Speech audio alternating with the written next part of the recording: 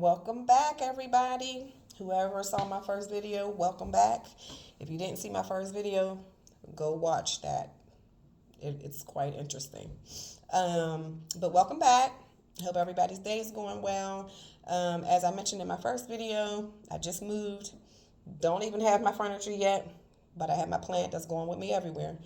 But I just wanted to record this video. I got a question yesterday about what led me to knowing that I needed to get my hysterectomy.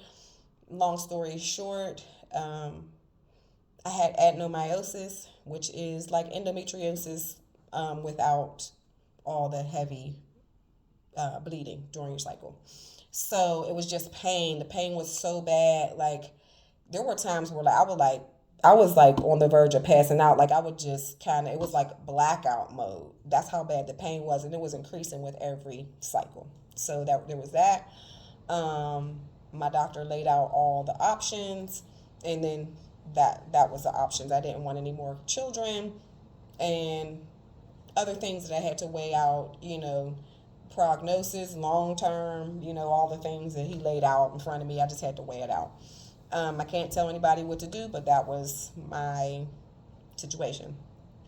So, moving forward, I mentioned before, I didn't want to take the estrogen or the estradiol that the surgeon gave me.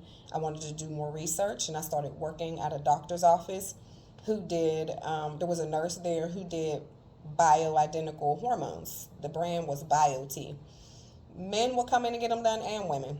Because obviously I know it's the popular thing to always talk about what women go through, as they go through the change. But men also, let's keep it real. While they're looking at us like, what's wrong with you? Are you good? This and that, like it's more pronounced with us, but there's things that men go through too as they start to get up in age. And so there would be men who would come into the doctor's office I was working at to get them done. I was working at an office that was near Palm Beach Gardens where they got so I don't know, it just seemed like that exposure, because I had never really heard of it or had known anyone having it done, and definitely not men. Men usually don't have access to that type of information, like hormones. I'm not trying to, that's a woman thing, but men, older men, they would come in there getting those hormones done. Well, I decided to try it because I was starting to come undone. It had been about 8 weeks since I had my surgery, and I'm talking about, there was hot flashes, but they weren't severe at that point. There was hot flashes, but I couldn't get any sleep. First of all, that is some of the worst sleep. I couldn't sleep. I mean, you are sleepy, and maybe even exhausted to the point of exhaustion, but you can't sleep. You cannot sleep no matter what you do. I mean, there would be weeks that would go by, and I may have slept 10 hours the whole week. I mean, and then when I started the job, it was a busy office, and of course you have your learning curve, but the brain fog and my memory, I hate to term it memory loss, but as I was learning, I wasn't retaining. I would call my mother crying, like, I don't know what's going on with me. It was like I was frantic. And it's hard to describe that to someone if you've never felt that before. And again, I had surgery, so it may have been more pronounced, and aggressive. Some people in their 30s and 40s like, oh no, I've never had menopause, perimenopause symptoms. Oh no, oh no. But you are experiencing increased anxiety. You are experiencing weight gain, especially around your waist. You are experiencing joint pain, constant stiff neck, stiff shoulder, you know, migraines, even that sleep. And so that probably was part of the reason why I was like crying and couldn't retain as well. But things just play on each other. Like even if you start to have palpitations a lot, that even comes with the change in hormones, the fluctuation in hormones. And that can create anxiety because you're like, what's going on? And then the anxiety creates more palpitations. So like I said, it becomes like this cyclical thing. And yeah, so I tried the hormones. They're not cheap, but you're good for 3 or 4 months. You're good. And once they test you, do your blood work, see what your levels are, then they, tweak it around that. And your energy, everything. By 2 weeks in, I was already feeling a difference after I had it done. By 2 weeks in, I felt like a different person. Well, then I wound up moving, and then didn't have access to it anymore. So I went on ahead and took the estradiol that now was prescribed by another doctor. I did that for 2 years, and the last probably,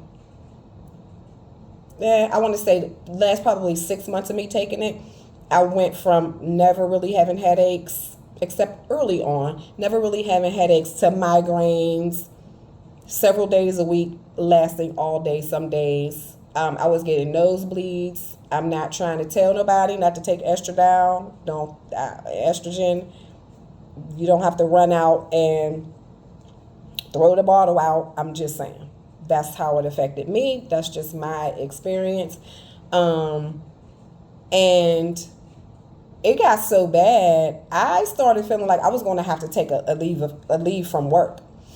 Again, I wasn't working at the office where I was getting the hormones done. And I'm like, I'm going to have to take off. I cannot function. I would lay in a bed, and you're talking about muscle fatigue or weakness. Like if I had to pick up a pencil or something, it was almost like I needed a support. Like I needed to support going up some steps. I mean, it was just everything. The hot flashes were like throughout the day, all day long. And the estradiol, it helped with all those symptoms. It helped with all those symptoms. Sorry, I was getting a call. But once I cut it, because I was telling them about my migraines, the doctor, and they're like, okay, well, let's put you on a medication for migraines. I don't think adding a script was what I wanted to do. I'm telling you that this is potentially, and she's like agreeing like, well, yeah, if you can stop taking that, that will help as well, but we can get you started on something for migraines. That's nonsensical to me. Yes, I made that word up because she made that up. You made that all the way up. Like, what you mean? So I didn't start taking that. I stopped taking the estradiol, and then the migraines went away, but all those symptoms that I mentioned just a moment ago came flooding in after about a month. So fast forward, I found maca. This was a game changer. This was a game changer. I don't remember how I ran into that's what it was. A friend of mine was taking supplements from this company called Whole World Botanicals. I don't remember what the supplement was for, but it was a little booklet, and I was like looking through it, and I'm like, I'm going to have to get on something because this is not getting ready to go well. Like, I can barely get out of the bed.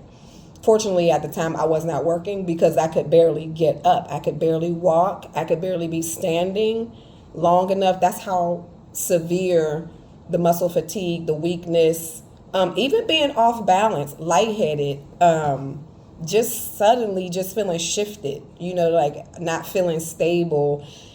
It was bad. So I saw going through the catalog, Whole World Botanicals, and I'm looking, and I'm like, it says women's support, and they have all these different, they ask you the symptoms, and then they have all these different remedies.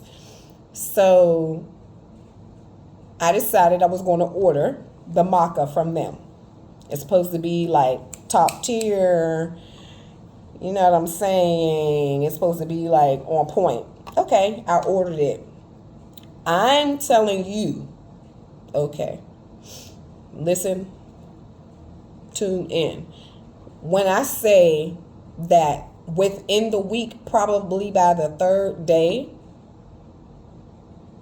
I'm lying because that's even a stretch. I want to say by day 2. So they tell you how to take it. If you buy maca in the store, it's going to say take 1 or 2 capsules a day. Not for that type of hormonal support.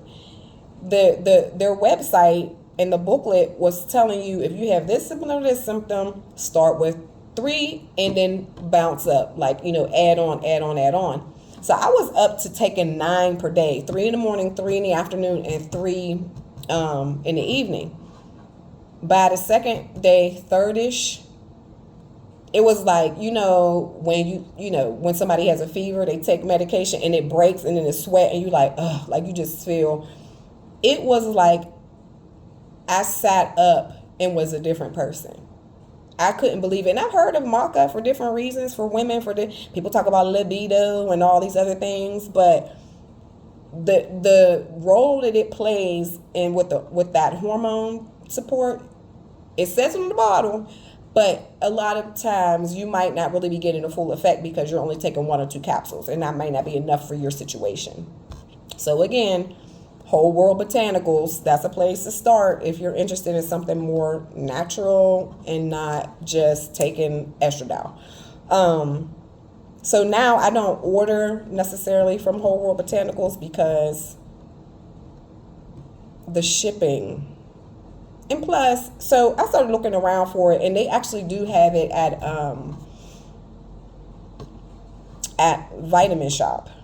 Plant is the brand, PLNT, and they have it. And I was taking the triple maca, which is 3 different colors. I think it's black, white, and red.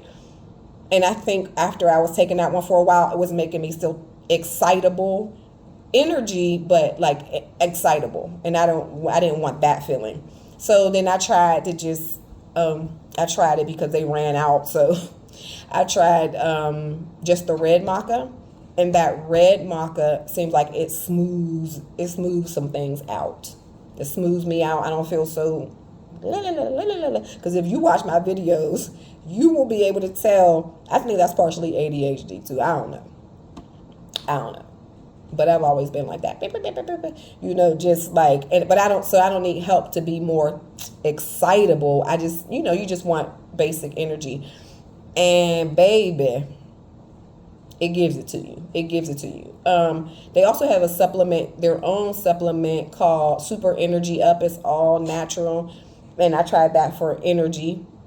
And that works very well too. So if you're not perimenopause but you just need help with energy, I would look into Vitamin Shop Super Energy Up, because that's the truth. I mean, I literally could not take it every day. It's not like a crazy energy like some people get, like a certain kick from like a Red Bull or something. The way people describe it, I don't mess with that. I don't mess with that stuff. But the way people describe it, it doesn't just smack you. It definitely seems natural, but then you want to be able to go to sleep, so I would say I would take it during the day, be good all day. I was able to sleep. This is lopsided. I was able to sleep, but I would still have energy the next day, so I definitely didn't need to be taking it every day. So that's an option too. So the maca is what I take now, and it's enough for everything. I just had blood work done recently. Everything was good. Thyroid was good. Everything. And I've been taking it for over a year now only. I have not been back to get the bioidentical hormones, which I would like to go back to, because, again, you're good for the 3 months. Money-wise, if you don't want to smack down several hundreds of dollars up to around $1,000 to get started, do the consult, go back. And people got to work. Let me just mention this. I don't understand that these doctors, some of these offices, like, oh, you got to come in for this, and then you got to come back, and then you got to come back, and then you got to come back. Like, they doing this in phases, like a root canal, or like this is a side note. I called a dentist office to make a general cleaning appointment. They're like, okay, well, the first appointment, just so you know, you're not going to be able to get your teeth cleaned because it's just a consultation to determine whether or not you need a deep clean or a basic clean. Bruh, clean the teeth. If I need a deep clean, we can get a treatment plan after that. I don't have that type of time to be taking off work, coming in here playing around with y'all. Okay, I'm sorry, but I had to get that out. I don't understand. Um, so yeah. So I, I'm just taking maca solely now, and that is better for your pocket, as I was saying, if you want to do little by little, because the bottle, I don't even know, I only take 3 per day now. I was able to kind of bump down, but the way this heat is down here in North Carolina, it feel like it's throwing my whole chemistry off. I might have to go up some more. It is hot. As a matter of fact, I'm about to wrap this video up because I'm hot. I got to take this thing off my head. My hair look crazy. I got to be taking, yeah, it's about that time. So yeah, so if you want to take anything away from this, maca, or bioidentical hormones, if you're not into like your traditional medications. And also, there's a lot of things that I adjusted as far as my eating habits that I will suggest. Caffeine. I am sorry to tell you, caffeine. I'm sorry, but sorry, I was looking at my phone. But anyway, you gotta chill on the caffeine. If you're a person who's a caffeine drinker, it won't be 100%, but you may find that that's going to cause hot flashes, bring them on, excess sugar also. So all of our Starbucks lovers that get that hit of that heavy caffeine and sugar every day, you might have to slow down. Oil, certain oils. I already can't have soy oil. I have different food sensitivities, which we can get to that in another video if you care.